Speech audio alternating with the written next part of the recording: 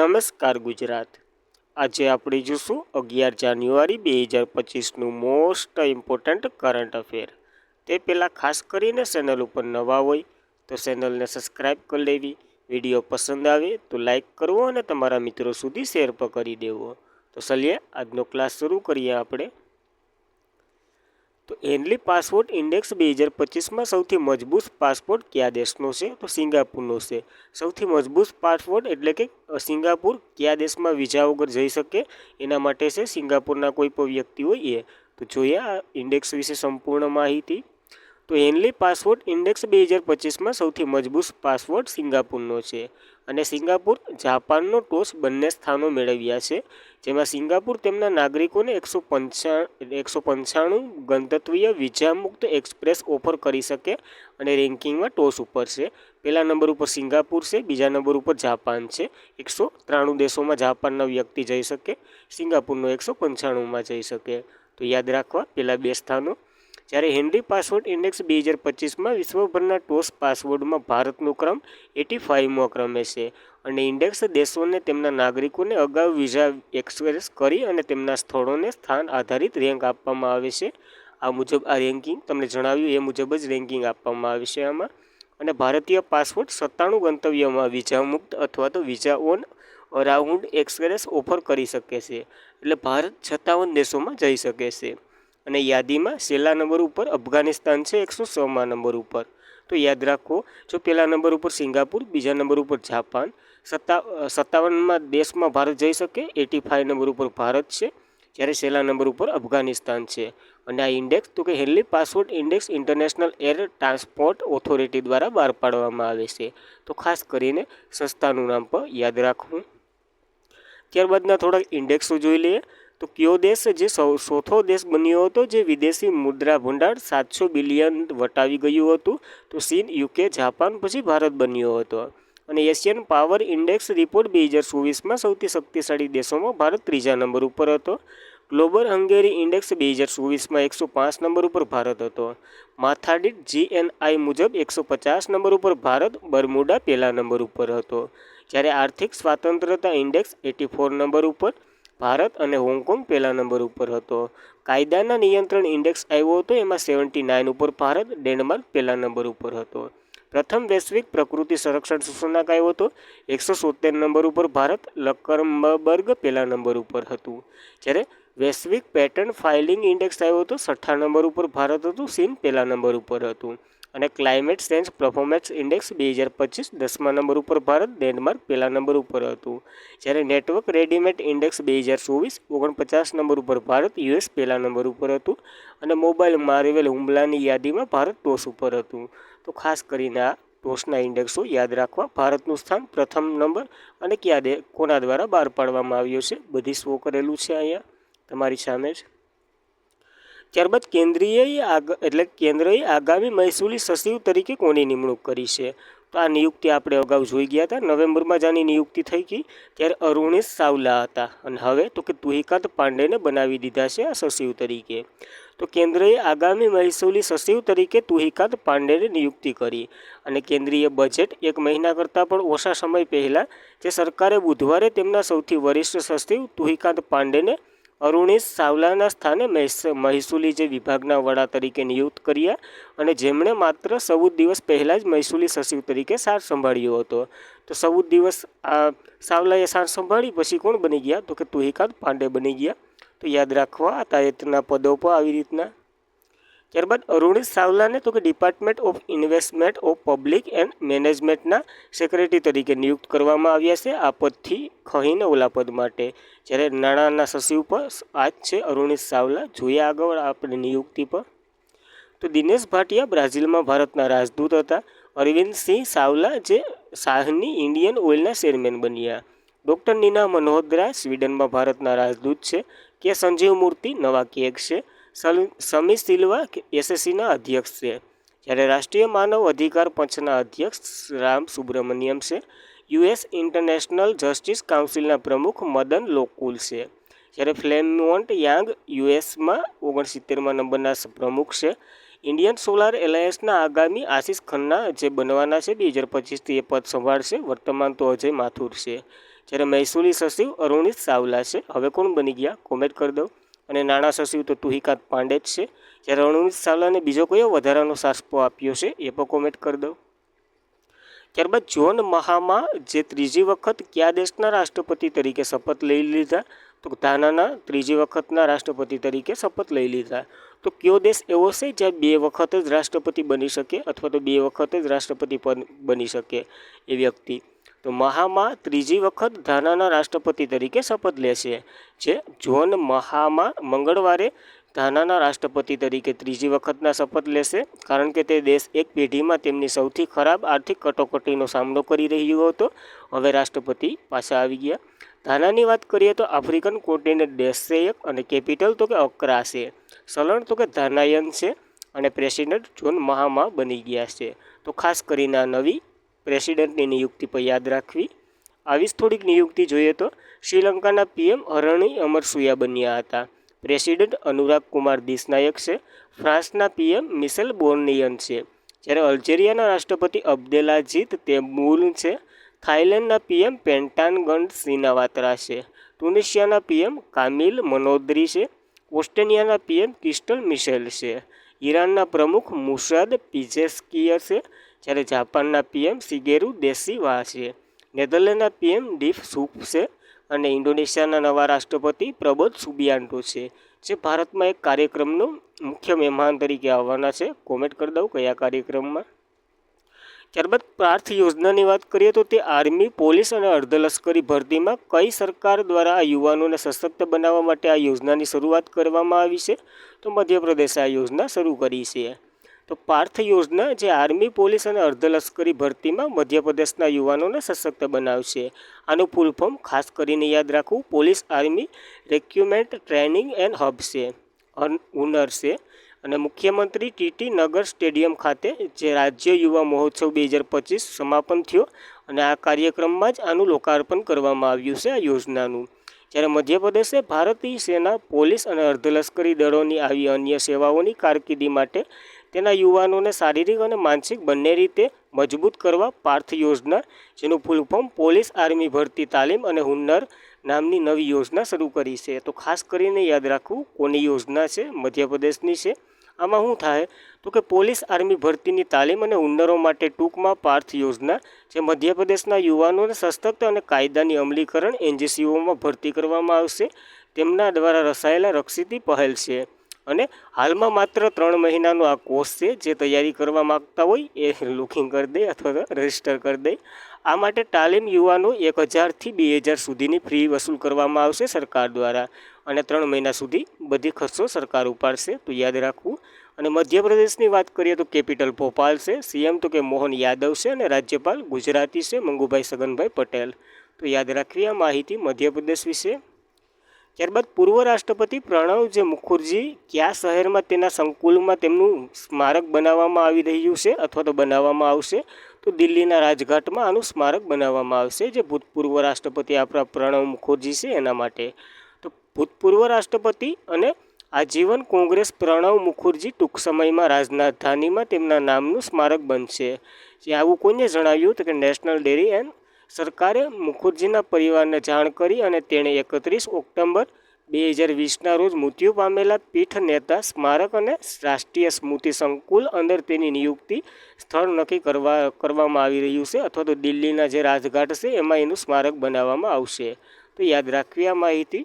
જ્યારે પ્રણવ મુખર્જીની વાત કરીએ તો અવસાન 31 ઓક્ટોબર 2020ના રોજ થયા હતા, અને જન્મ 11 ડિસેમ્બર 1935માં તેનો પશ્ચિમ બંગાળમાં જન્મ થયો હતો. 2012થી 2017 સુધી ભારતના 13મા રાષ્ટ્રપતિ રહી ચૂક્યા પ્રણવ મુખર્જી, જેના જ માનમાં એને 2008માં પદ્મભૂષણ, 2019માં ભારત રત્ન, ભારતનું સર્વોચ્ચ સન્માન મળેલું છે.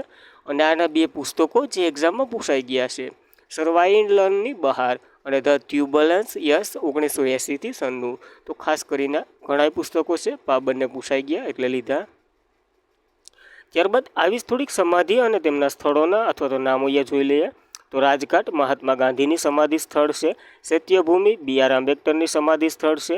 હવે આ સમાધિ સ્થળોના નામ લખેલા છે, તો એ ક્યાં આવીને બધી નવી દિલ્હીમાં નથી આવી, અલગ અલગ જગ્યાએ આવી. તો તમને યાદ હોય તો કોમેન્ટ કરી દઉં.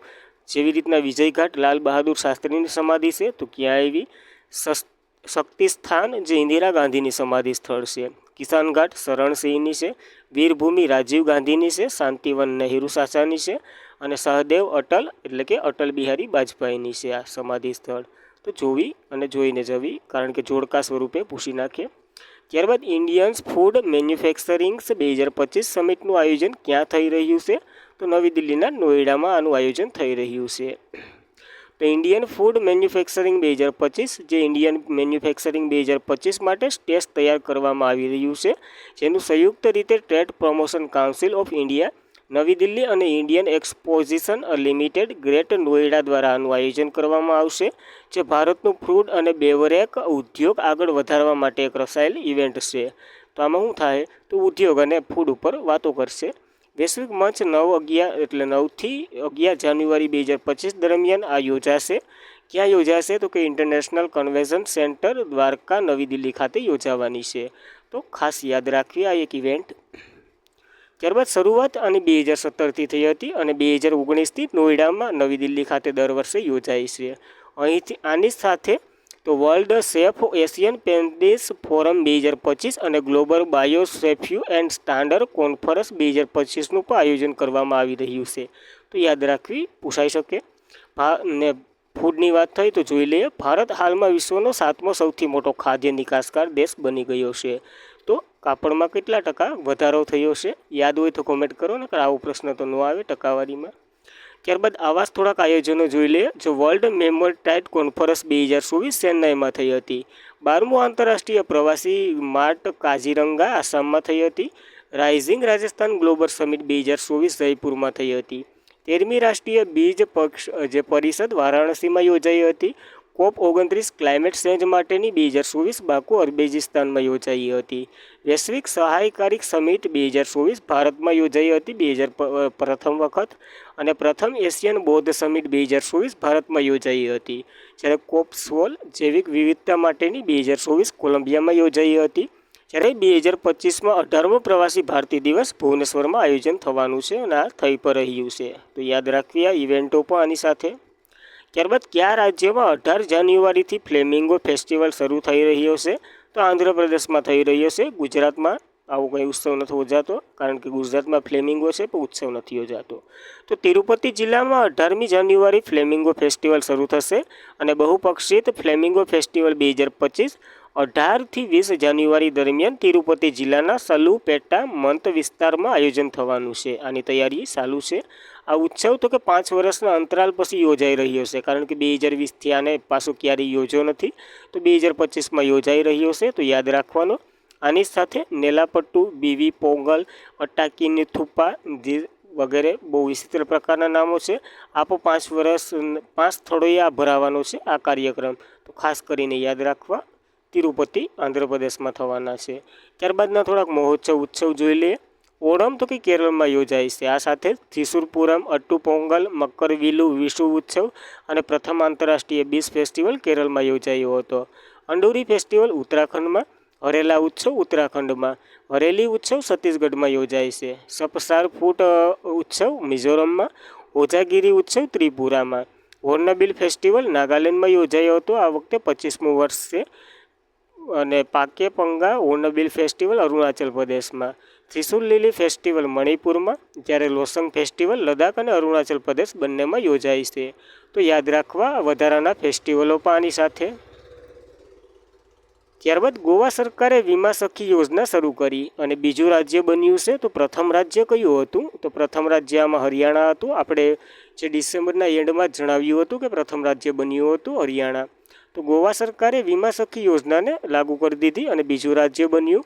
તો ગોવાના મુખ્યમંત્રી પ્રમોદ સાવંતે જે મંગળવારે બધા માટે વીમા પ્રદાન કરવાના ઉદ્દેશ્ય સાથે રાજ્યમાં વીમા સખી યોજના શરૂ કરી. અને આ સાથે જ વડાપ્રધાન નરેન્દ્ર મોદી દ્વારા કલ્પ કરાયેલ આ ફ્લેક્સિશિપ સ્કીમ શરૂ કરનાર હરિયાણા પછી ગોવા બીજું રાજ્ય બન્યું છે અને એક સરકારી રિલીઝ જણાવ્યું છે. તો ખાસ કરીને યાદ રાખવી આ માહિતી. જ્યારે આ યોજનાની વાત કરીએ તો ભારતમાં જે જીવન વીમા નિગમ LIC અંતર્ગત આ યોજનાની શરૂઆત કરવામાં આવી હતી. વીમા સખી યોજના જે 18થી 70 વર્ષની વયની મહિલા સશક્ત બનાવવા માટેની આ યોજના છે, જેમાં તો કે ધોરણ 10 પાસ હોવા જરૂરી છે અને નાણાકીય સાક્ષરતા વીમા જાગૃત પ્રોત્સાહન આપવામાં પ્રથમ 3 વર્ષ માટે વિશેષ તાલીમ અને સ્ટાર્ટઅપ મેળવી શકશે મહિલાઓ. જ્યારે ગોવા આ બીજું રાજ્ય બન્યું છે. તો ગોવા વિશે વાત કરીએ. કેપિટલ પણજી છે. સીએમ તો કે પ્રમોદ સાવંત છે. રાજ્યપાલ PS શ્રીધરન પિલ્લે છે. તો ખાસ કરીને આ માહિતી ગોવા વિશે યાદ રાખવી. ત્યારબાદ કેન્દ્ર સરકારની થોડીક યોજનાઓ જોઈ લઈએ. તો પીએમ ગામ સડક યોજના 25 ડિસેમ્બર 2000માં શરૂ કરી હતી. આ ગામડામાં જે 12માસી રસ્તાઓ જોડવાનું છે. જ્યારે PM Mudra Yojana micro unit development and refinance agency એનું ફૂલ ફોર્મ થાય છે, જે 8 એપ્રિલ 2015માં શરૂ કરી હતી. આની મહત્તમ મર્યાદા 10 લાખથી 20 લાખ કરી દીધી હતી. જ્યારે પીએમ કિસાન સન્માન નિધિ યોજના 24 ફેબ્રુઆરી 2019ના રોજ ગોરખપુર યુપીમાંથી શરૂ થઈ હતી.